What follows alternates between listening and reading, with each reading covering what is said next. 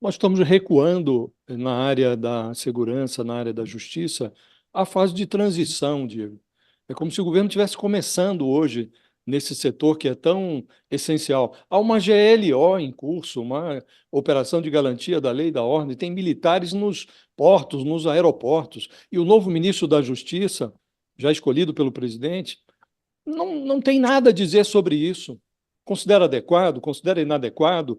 Houve um projeto de segurança que foi anunciado pelo Flávio Dino para lidar com a emergência no Rio de Janeiro e na Bahia. Coisa elaborada ali às pressas. O novo ministro, o sucessor do Flávio Dino, não tem nada a dizer sobre isso. Há, como falamos aqui mais cedo, uma decisão do Supremo Tribunal Federal impôs um prazo ao governo. Até abril, o governo tem que apresentar um plano para os presídios, para resolver o problema da violação de direitos, de violação da Constituição nos presídios brasileiros. E o novo ministro não tem nada a dizer sobre nada disso. Então, não se sabe o que o ministro fará.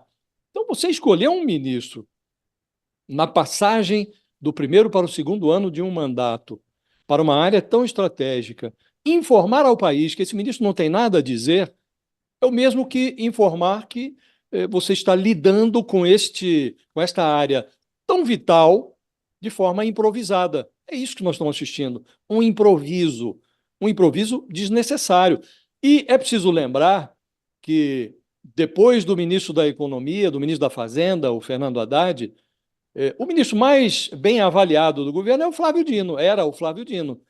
Então, o presidente está mexendo numa área bem avaliada, na transição do primeiro para o segundo ano do governo, está colocando no lugar desse ministro bem avaliado, foi transferido para o Supremo, um outro ministro, cuja avaliação não é tão favorável, e o ministro não tem nada a dizer. Então, é muito improviso, numa área tão essencial, e o presidente também não tem nada a dizer sobre isso.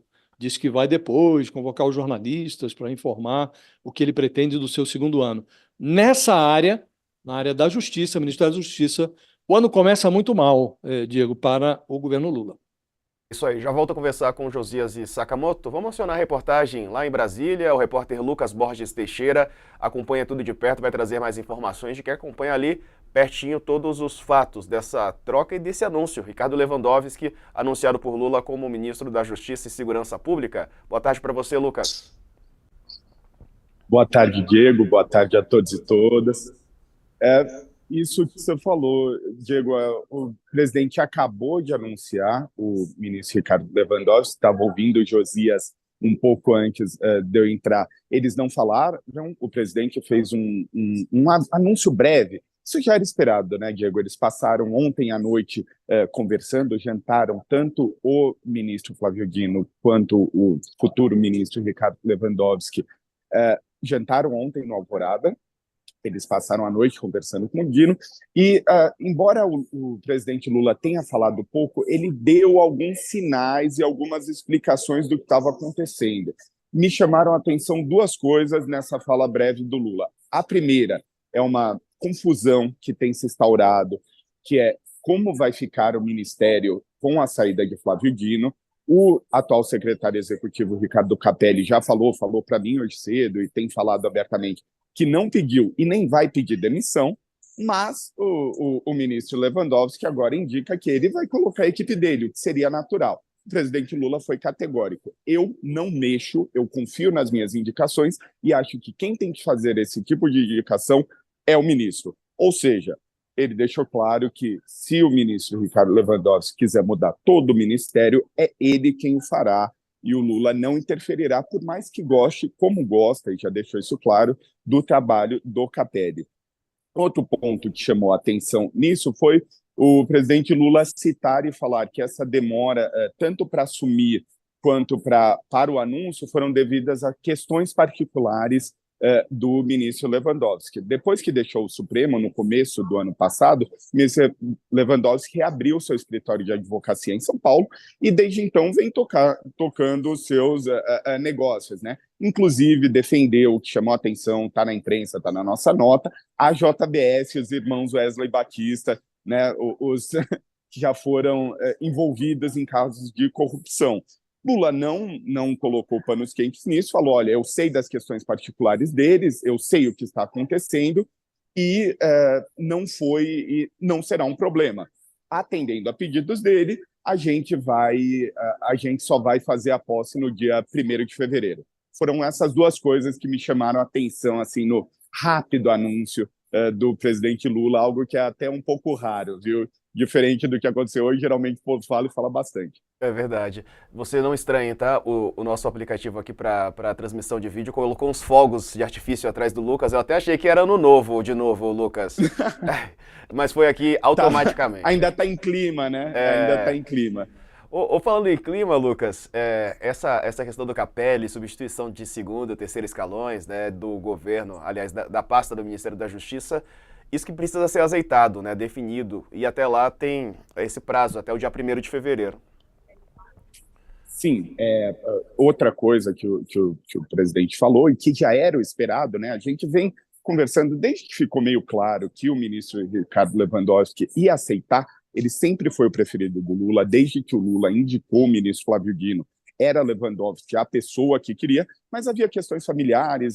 Segundo conversaram, o ministro Lewandowski viajou com Lula para a COP, e foi lá a primeira vez que eles conversaram frente a frente disso. O Lula tentou convencê-lo. Ele falou: olha, não quero voltar para esse meio, né? Fiquei tanto tempo no STF e tal, vou tocar minha vida aqui. Lula insistiu, tanto fez que ele acabou assumindo. Mas ele assumiu também com a prerrogativa de que, olha, eu quero colocar minha equipe. O ministro Lewandowski, é bom lembrar, ele não é filiado a nenhum partido, então ele não tem as questões partidárias que, por mais que o ministro Flávio Dino tenha pensado em questões técnicas, é evidente, ele é parte de um partido político e isso envolve colocar suas indicações ligadas ao PSB. Isso é inegável.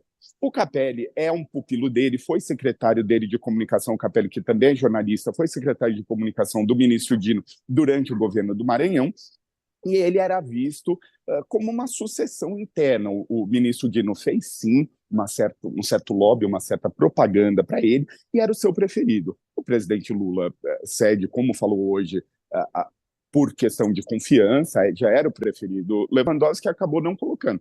Agora fica essa indecisão. O secretário Ricardo Capelli falou que vai tirar umas férias nesse momento de transição e que fica à disposição.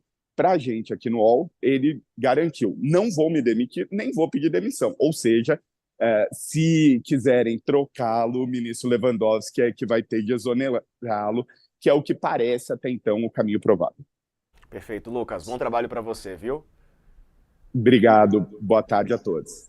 Boa tarde. Já já a gente vai voltar a falar com o Josias e o Sakamoto. Eles já estão de volta aqui para a gente continuar repercutindo esse assunto, né? Falando sobre a escolha do presidente Lula. Sakamoto, a gente conversava aqui e eu até perguntei agora há pouco pro Josias sobre essa questão, né? Esse prazo e esse período de... Eu ia dizer vacância, mas o Dino queria, salvo engano, voltar para o Senado, né? Para discursar. A gente falou sobre isso aqui nos últimos programas e vai ter que ficar, porque o Capelli também anunciou férias, né? Que seria o interino dele também, ou seja, encaixar essas peças. Tá esquisita essa troca, né? O Capelli tinha falado que queria tirar férias, que que se caso não ficasse, ele ia ajudar na transição, né? Eu falei com ele, mas que claramente não há uma satisfação. Não estou falando da parte do Capelli, mas existe dentro do Ministério da Justiça, claro, que não está satisfeito, né, com isso. O próprio PT também não está, por mais que tenha uma excelente relação com o Lewandowski, o PT imaginava que poderia assumir, né, tudo. Então, é claro que gera um monte de insatisfações qualquer troca, né, qualquer mudança. Então, eu acho que esse momento também é para tentar resolver. Agora, tem uma questão, né? Eu repito, né? Existem arestas a serem aparadas na composição de equipe, na composição das pessoas e tudo mais, e esse tempo vai ser usado para isso, para essa costura. Agora, também tem uma outra costura que acho que o presidente Lula, o próprio Lucas deixou bem claro, né? Tem a costura do Lewandowski tendo que ver o que vai fazer com o seu escritório de clientes, porque ele não pode continuar à frente de um escritório, né, de clientes, né, sendo com clientes, assim, sendo sócio de um escritório, sendo que vai estar à frente do Ministério da Justiça, ainda mais clientes que vira e mexe tem problemas com questões públicas, né? Grandes empresários e tudo isso mais. Ele não pode. Então, ele vai ter que resolver todas essas questões, provavelmente fechar ou transferir comando de empresa, etc. Mas, ao mesmo tempo, tem essas questões internas para serem resolvidas, né? Então, o ideal, normalmente, a gente repete o que a gente já tinha falado, o ideal, normalmente, é que primeiro se resolvam os problemas, primeiro se faça os processos de transição e tudo isso mais, e depois seja confirmado e divulgado o nome, né? Só que o que acontece é aquilo, é um trem andando e as coisas estão acontecendo à medida que a gente está sabendo, provavelmente, à medida que vai sendo liberado aos poucos. E nesses próximos meses, acho que tem esses dois movimentos. O ministro Lewandowski vai ter que resolver a questão dele particular, né, com os clientes dele, e internamente vai ter que resolver essa questão com o governo a respeito das indicações das novas da sua equipe, né? Eu repito, por mais que o Lula tenha dito, olha, ele é livre para falar o que ele quiser, isso aí eu não botaria a mão no fogo, não. Eu acho que vai ter muito diálogo e muita discussão sobre isso. O Josias, não é muito comum que um ministro aposentado do Supremo volte para assumir um ministério, né? Vá assumir um ministério. Teve o Célio Borja no governo Sarney e o Nelson Jobim, que foi no... Foi quando? Foi em 92, né? No Fernando Collor, no governo Collor. E o Lewandowski é o terceiro, quer dizer, é algo não muito comum. Houve o Célio Borja, acho que o Jobim, ele deixou ele deixou o Supremo para virar ministro do Lula, salvo engano, né? E teve o Francisco Rezec, que aí sim foi no governo Collor. Foi até mais constrangedor o caso do Rezec, porque ele sai para virar ministro, depois ele tinha um compromisso do Collor de renomeá-lo. Então ele sai, vira chanceler, e depois o Collor o transfere da chancelaria, do Ministério das Relações Exteriores, de novo para o Supremo. E essa porta giratória não faz bem à imagem do governo, à imagem do próprio Supremo. Fica uma impressão, no caso do Lewandowski, fica uma impressão de pagamento de favores, né? E não é bom que isso ocorra, né?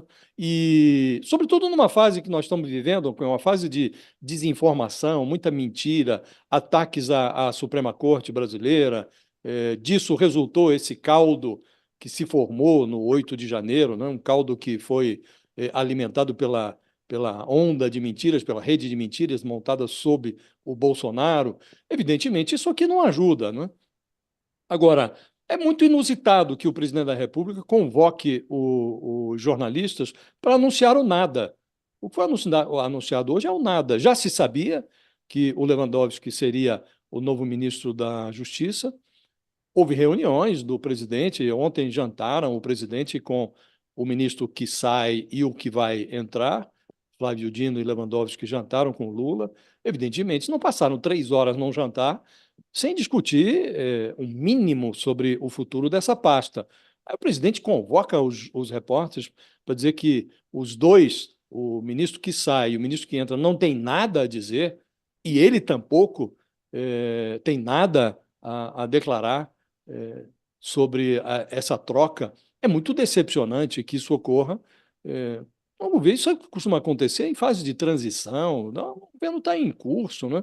E se o presidente faz uma mudança tão estratégica, tão vital, numa área tão essencial, seria razoável que ele tivesse algo a dizer, que não protelasse. Aí fica um ministro já nomeado, já aprovado pelo Senado para ocupar uma cadeira no Supremo Tribunal Federal, ainda no exercício do cargo de ministro da Justiça, impróprio. Não é razoável que ocorra isso, mas está ocorrendo. É muito inusitado, né? E um outro ministro já escolhido, já anunciado, ninguém sabe o que ele vai fazer nessa pasta tão essencial que é a pasta da Justiça, né? Tudo muito improvisado, Diego, tudo muito impróprio, e não me parece razoável que o presidente convoque os jornalistas para dizer: olha, não tenho nada a dizer, está aqui, o ministro novo vai ser esse aqui saiu, mas não saiu ainda, vai ficar mais um pouquinho, e nós não temos nada a dizer sobre nada. Ô, Josias, Francamente, Josias, é difícil, né? Não, mas eu concordo com o Josias, só para fazer um complemento, mas parece muito, sabe, aquele aviso do tipo, olha, parem de especular, tá? É esse aqui, mas não me perguntem mais nada porque nós não sabemos ainda, né? Realmente não é um péssimo anúncio, sem a dúvida.